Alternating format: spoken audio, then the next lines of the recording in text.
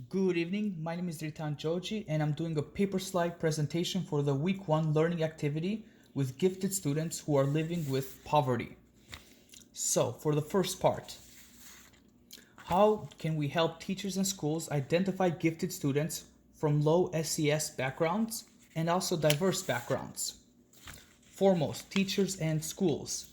When assessing students for giftedness, they should look broadly but act specifically.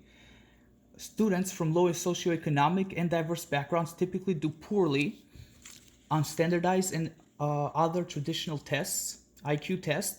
So therefore, schools and teachers should use various performance-based assessments, which emphasize nonverbal ability tests, thinking skills, critical thinking. Also, they should develop culturally sensitive protocols to better measure giftedness in diverse populations.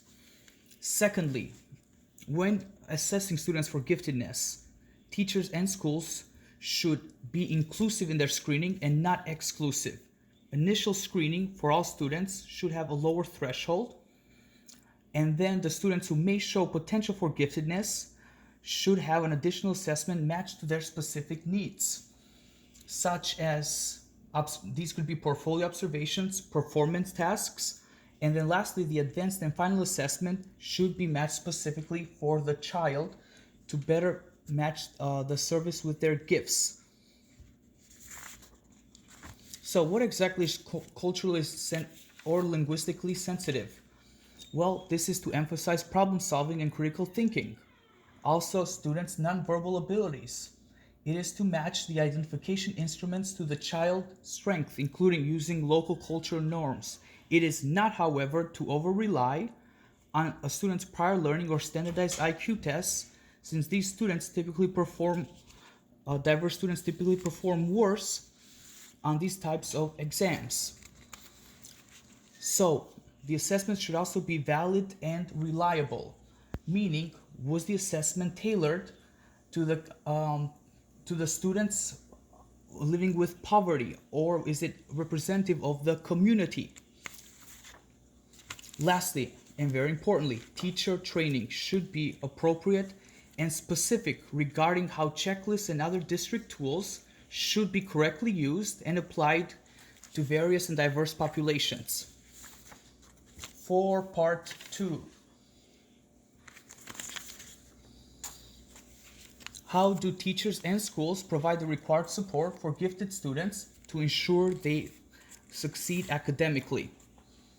Foremost, collaboration between schools and teachers, meaning that teachers have to create supportive programs that provide opportunities to interact in a truly multicultural classroom.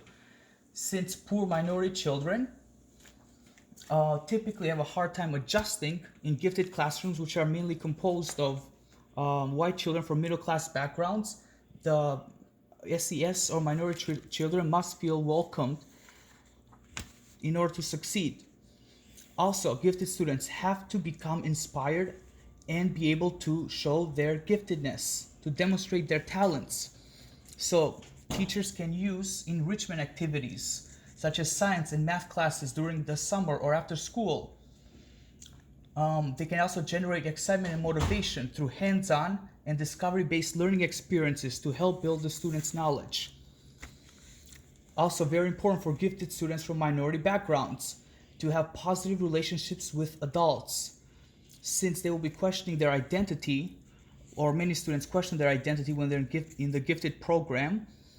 Having an adult role model can help to alleviate some of the negative peer pressure associated with acting white for minority students, or other factors since they are atypical of the population in their neighborhood. Lastly, it's very important for gifted students of minority backgrounds to have strong parental involvement in order to foster an enriched academic home environment, and also to promote the development of skills and aptitudes associated with high achievement in gifted students. Thank you.